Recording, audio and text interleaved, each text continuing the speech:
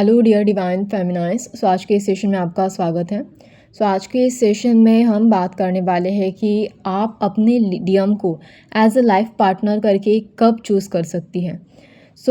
देखिए, यहाँ पर ना कई अलग अलग तरीके के डीएम होते हैं। जैसे कि हमने हर तरीके के डीएम के बारे में इस चैनल पर बात की है। जैसे कि नार्सिसिस्टिक डीएम ले लो, वाउंडेड डीएम ले लो, या फिर जो भी नॉर्मल डीएम भी होते हैं तो वो भी डीएम ले लेते हैं हम, ठीक है। ये इतने सारे तरीके के डीएम होते हैं। कुछ लोग मैट्रिक्स ट्विन फ्लेम जर्नी में होते हैं, कुछ लोग chosen one twin flame journey में होते हैं, कुछ लोग स्टार सीरीज़ में आते हैं, कुछ लोग की अपनी नॉर्मल ट्विन फ्लेम जर्नी होती है। तो देखो, जो नॉर्मल ट्विन फ्लेम होते हैं उनका तो कुछ ज़्यादा इशू नहीं होता, क्योंकि जो नॉर्मल डीएम होते हैं उनमें इतने ज़्यादा इंटेंस पैटर्न नहीं होते, उनमें इतना ज़्यादा मतलब रनर चेसन वाला पैटर्न तो होता है। बट उनके जो डीएम होते हैं ना, वो जब रन करते तब इतना ज़्यादा पेन या इतना ज़्यादा डिप्रेशन, टेंशन, स्ट्रेस इतना ज़्यादा इंटेंस लेवल से फेमिनाइन को फील नहीं करना पड़ता। इनके पैटर्न भी जल्दी स्विच हो जाते हैं, मतलब जल्दी से एक फटाक से रनर में जाता है, दूसरा फटाक से चेसन में जाता है। मतलब ये बहुत फास्ट हो रहा होता है। तुरंत इनके पैटर्न या जो रनर चेसिंग वाला जो फेस होता है वो फटाफट शिफ्ट हो रहा होता है। तो देखो, यहाँ पर ना क्या होता है, कुछ लोग जो होते हैं जैसे कि अभी नार्सिसिस्टिक वाले जो डीएम हम जिनके बारे में बात करते हैं, या फिर वाउंडेड डीएम के बारे में बात करते हैं, तो इनका जो रनर चेसर फेस है वो बहुत लॉन्ग टाइम तक चलता है। मतलब एक बहुत लॉन्ग टाइम तक एक ही पार्टनर चेसर फेस में रहता है, दूसरा बहुत लॉन्ग टाइम तक रनर फेस में रहता है। तो इस तरीके की चीज़ें होती हैं। और तो और ना, यहाँ पर इनकी जर्नी ऑब्वियसली अभी ज़्यादा हैवी पैटर्न होने की वजह से, ज़्यादा हैवी कर्मा होने की वजह से, या फिर इनके डीएम एक तो बहुत ज़्यादा ओवर टॉक्सिक होते हैं, या फिर इमैच्योर तरीके से बर्ताव करते हैं।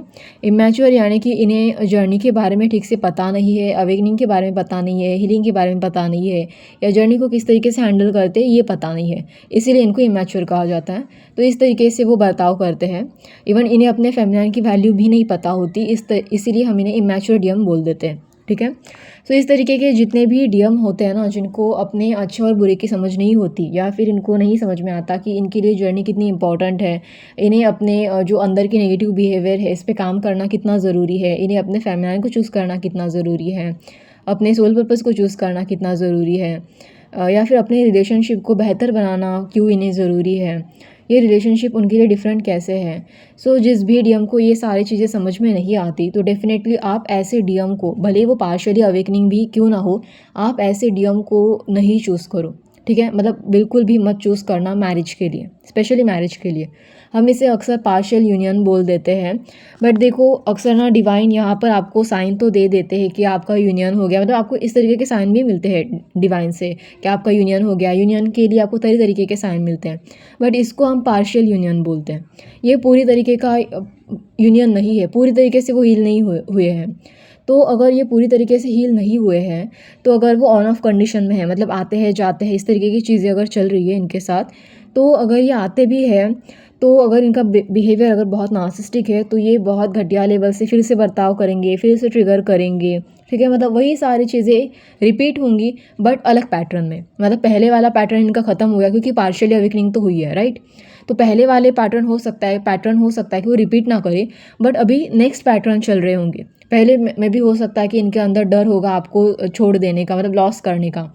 इन्हें डर लगा रहता होगा कि कहीं आप किसी और के साथ ना चले जाए।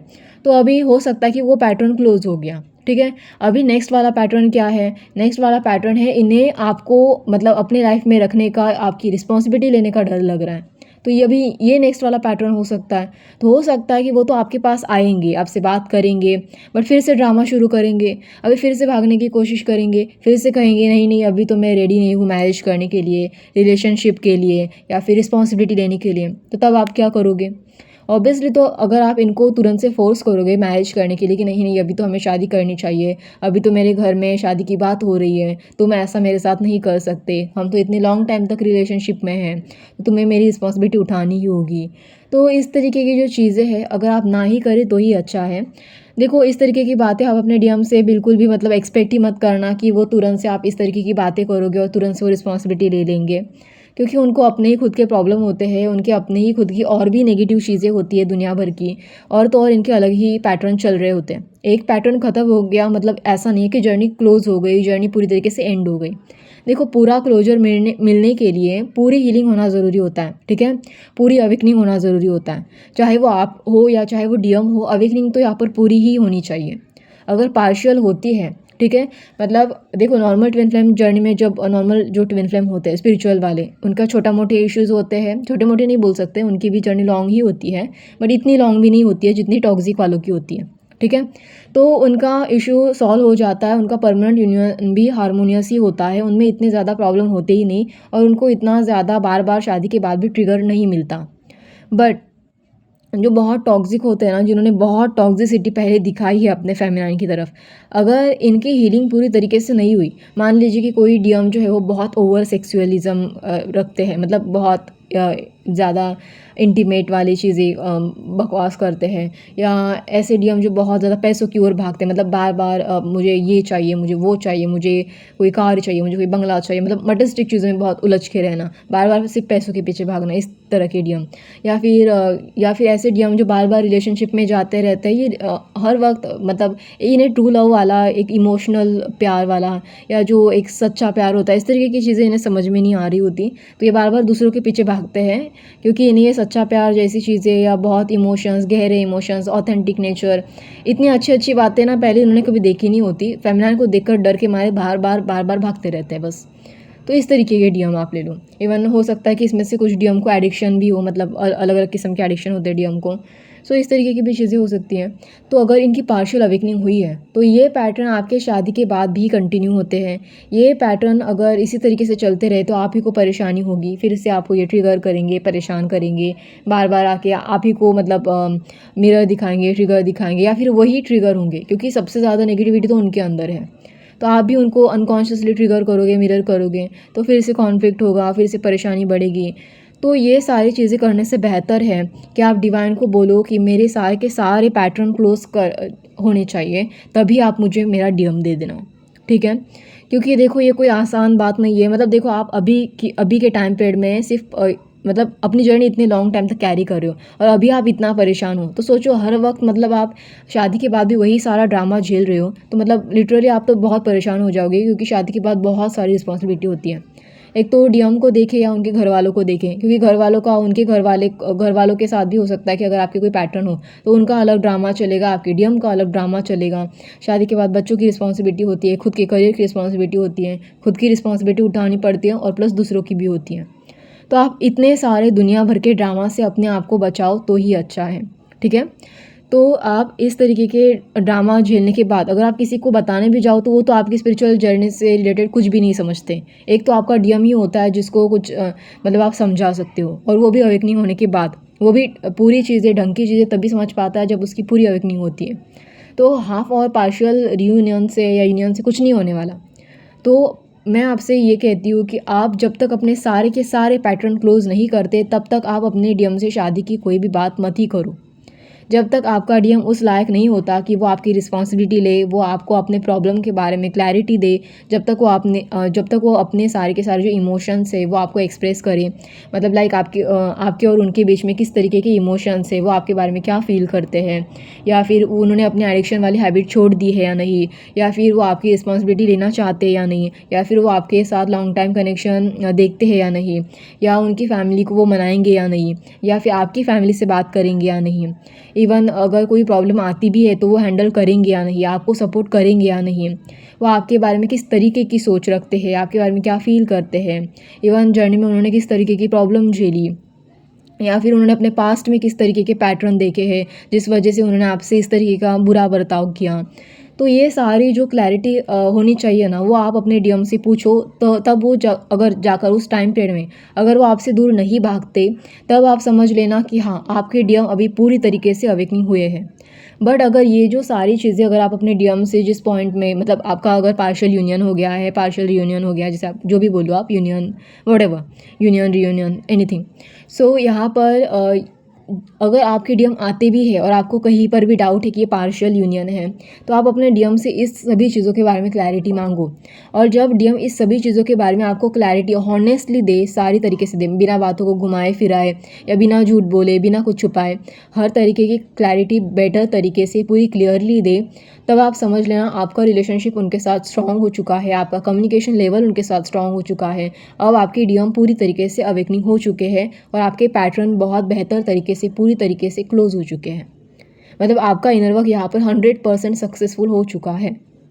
बट अगर फिर भी आपका डीएम उस टाइम पीरियड में भी ड्रामा करते हैं, बार बार भागते हैं, फिर से भाग जाते हैं, रनर फेस में जाते हैं, आपको फिर से साइलेंट ट्रीटमेंट देते हैं, या फिर कुछ चीज़ें छुपाते हैं, ठीक से बताती नहीं है, घुमा फिरा रहे टॉपिक को, झूठ बोल रहे हैं, तो आप समझ लेना ये जो आपके डीएम है वो अभी भी अवेकनिंग नहीं हुए हैं।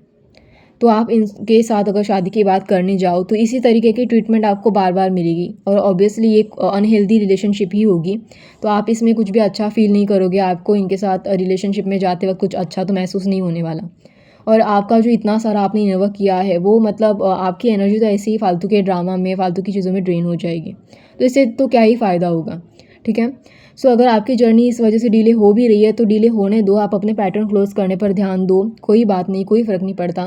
बट आपके सारे के सारे पैटर्न क्लोज होना ज़रूरी है। आप डीएम से सारे के सारे एनर्जी कॉर्ड कट करने पे स्पेशली ध्यान दो। और ये भी ज़रूरी है कि डीएम से क्लैरिटी तो ज़रूर मिलनी चाहिए। विदाउट क्लैरिटी कोई जर्नी मैटर नहीं करती, कोई फ़र्क ही नहीं पड़ता कि आपका यूनियन होता है या नहीं होता है, ठीक है।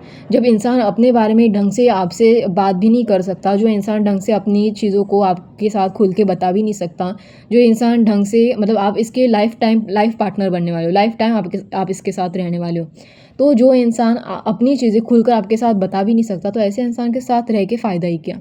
आप खुद सोचो ना, क्यों आखिर उस इंसान को आपके साथ वो सारी चीज़ें छुपाने की ज़रूरत पड़ रही है, अपनी फीलिंग्स छुपाने की ज़रूरत पड़ रही है, अपनी पास्ट की चीज़ों को ये छुपा रहा है, आपके बारे में क्या फ़ील करता है ये भी वो छुपा रहा है।